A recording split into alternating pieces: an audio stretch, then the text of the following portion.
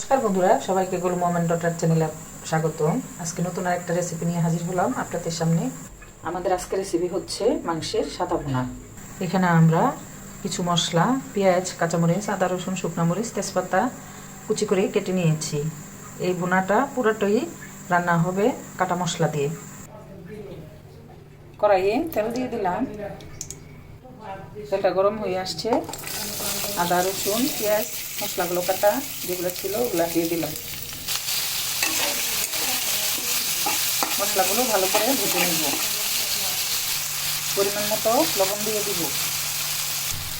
মশলাগুলো ভাজা ভাজা হয়ে উঠছে। এবার আমরা এখানে মাংসগুলো দিয়ে দেব। ধুয়ে রাখা মাংসগুলো দিয়ে দিলাম।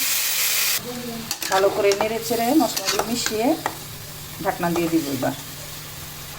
এবার ঢাকনা দিয়ে দিব। একটু কিছু পরিমাণের আলু কেটে ধুয়ে রেখেছি, এগুলো মাংসে দিয়ে দিব। মাংসের ভুনার ভিতরে আলু দিলে আমার খেতে খুবই ভালো লাগে। মশলার উপর তখন সামান্য লবণ দিয়ে দিয়েছিলাম, এবার যেহেতু আলু দিয়ে দিয়েছি তাই আলুর উপরও সামান্য পরিমাণে লবণ দিয়ে দিব।